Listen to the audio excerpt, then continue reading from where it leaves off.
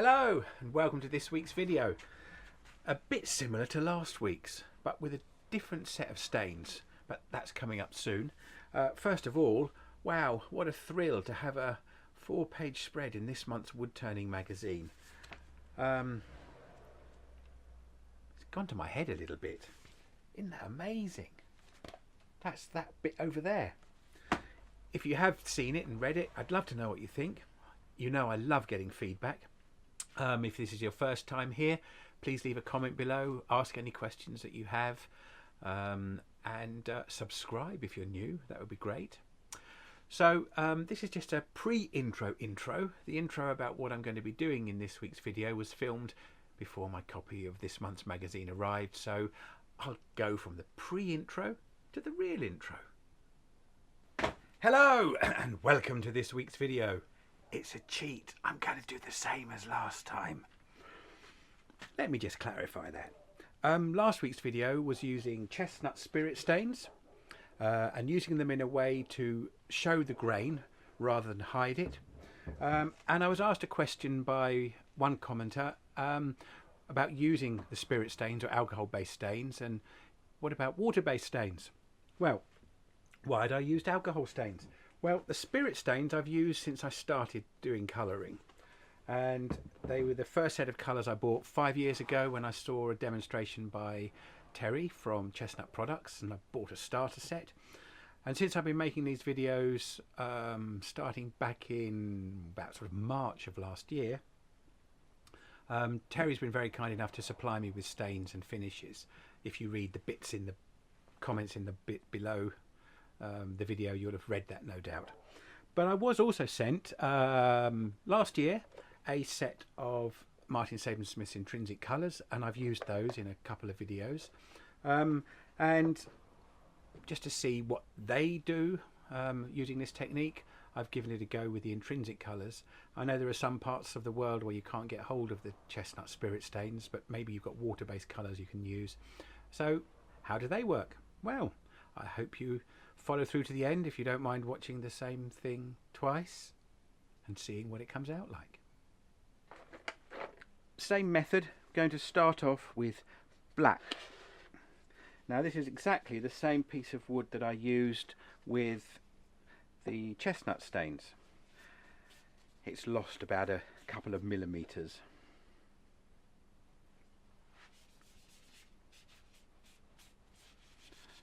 Again, I've mentioned it before, but getting these sample sets is a really good way of getting into colouring without spending a lot of money.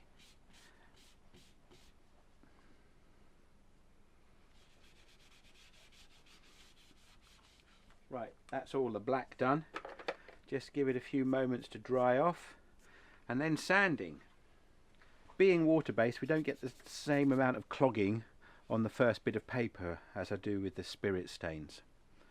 I think I want to take a bit more off though.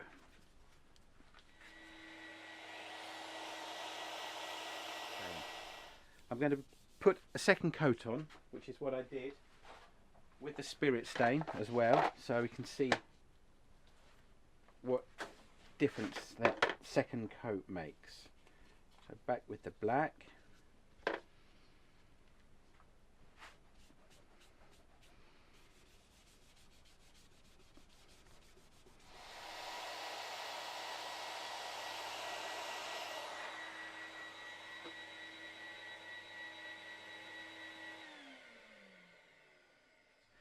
I'm going to get some colour over it. I'm probably going to do 3 different colours just to look at the effect, to show the effect of the different colours as well. See if any of them take my fancy. I'm just doing about a third of the rim with each of the colours.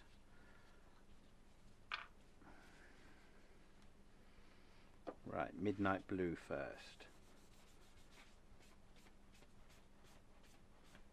Now this is a darker colour than the spirit stains that I used, but it is keeping the grain coming through. You can still see where the black was originally. Right, forest green next.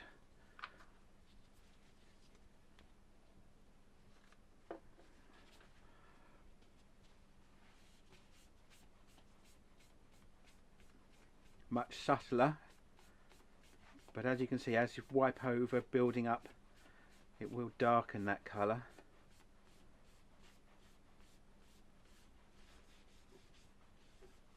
Wiping with the grain now, trying to get the coat even.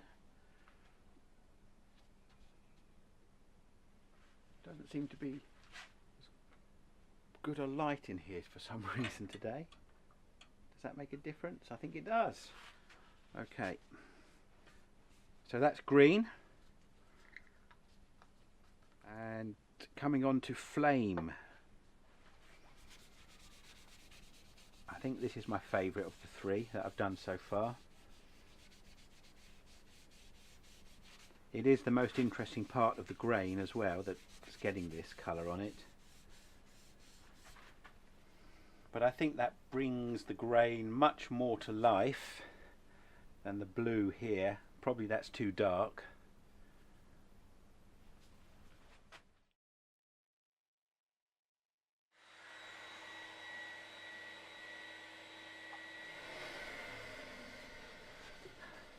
Now the principle I used when I did this with spirit stains was start with black, then I did a red, and then I did a yellow, so the colours were getting progressively lighter. And that's what I'll try to do with this, so a lighter red, a lighter green, a lighter blue, or whatever I can get close to that. I think I'm going to try straw over the forest green, which is this area here.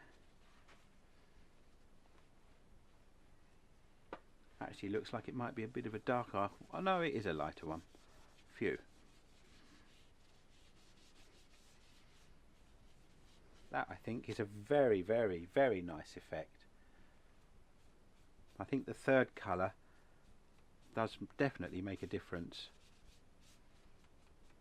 Now I used midnight blue here. I suppose the obvious choice is stone blue. I know it looks a bit messy at the moment, doesn't it? A bit uneven the way the sanding has affected the removal of the colour.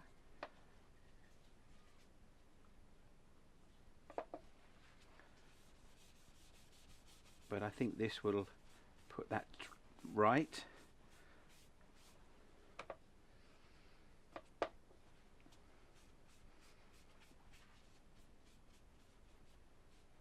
Just trying to blend that edge a little. Might even leave it for like this, 3 colours. 3 coloured rim. I have to think of a name for it. Now, I used the flame. I've got a choice between burnt orange or ruby. I think burnt orange.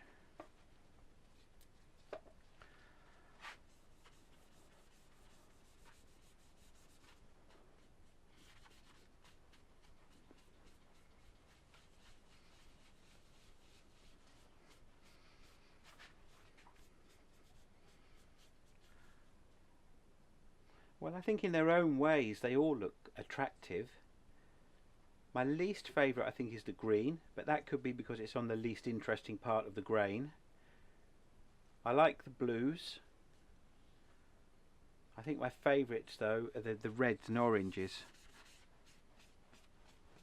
That could just be my temperament though, couldn't it? Now I have read somewhere that putting some honey colour over can help to lighten and brighten them a bit. I'm going to give it a go, and as you know I often keep going a bit too far. I'm just going to put this on the inside to begin with. We can see what effect it has. Well, it certainly has brightened some parts of the yellow in here. We've got green going on here because it's mixed with the blue, and it's lightened that with giving it some nice orange going on. I wonder if I can sort of soften it into the rest of the rim. I do like the way it's bringing more detail in, so I'm going to use it on all of the orange and red, and using a cleaner bit of tissue, I'm going to do it on all of the green as well. See how it's turning the blue green. I'm not sure I like that as much. I don't know if I can put it right though. Let's try with just a bit of stone blue.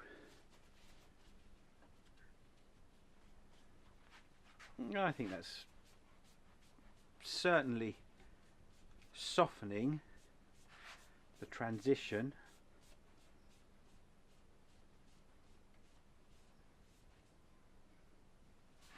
Well, I think it's improved the green section much more to my liking now, and I like the extra definition it's put in the orange part too. There's a colour here called Earth, which I haven't used. I'm going a bit crazy. Let's see what that does.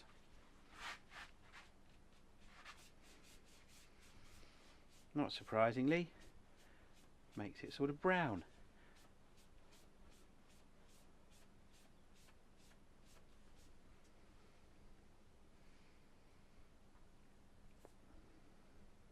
I think that concludes the experiment for today. Leave that to dry off and then get a bit of shine on it so that we can see how that brings the colours to life. Couple of bits in here, not going to look good, where the little pits in the wood where I haven't got the stain into. But as I say, it was just playing, seeing what they do, not being afraid to say, let's pick 3 colours, 4 colours, put them over the top of each other and see what happens. And as you know from other videos, very easy to get rid of things that we don't like. A couple of millimeters deep, clean it off, sand it, and we're good to go again. Okay, gonna have to stop now, leave that to dry, and then I'll get some shine on it. Okay, it's had overnight to dry. I'm going to treat it exactly the same as I treated the finish for the spirit stains. Going to use some acrylic sanding sealer.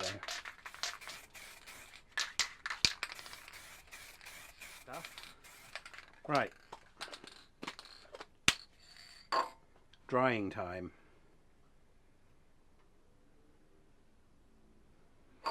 Missed a bit.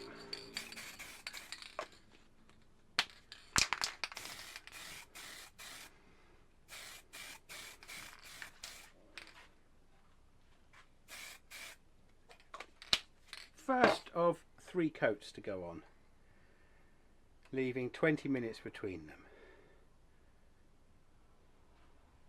And here is the finished platter rim. Obviously it's 3 platter rims, unless any of you like it with the 3 different colours going around, main colour areas going around. It won't stay like this. I'm going to do another experiment on this rim, but I thought, given the question I was asked by someone about using water-based stains, what would they be like? I thought I'd have a go and show you. So sorry if it's a bit similar to the one before, but maybe different things got picked up along the way. Maybe I said something a bit different or did something a bit differently, or it gave you an idea that hadn't occurred yet. I'm probably going to take this off, and I might have a go with acrylic paints actually, but I might get back to some texturing as well. It's been a while since the Proxon long neck grinder's been roaring into action. Anyway, until next time, thanks for watching.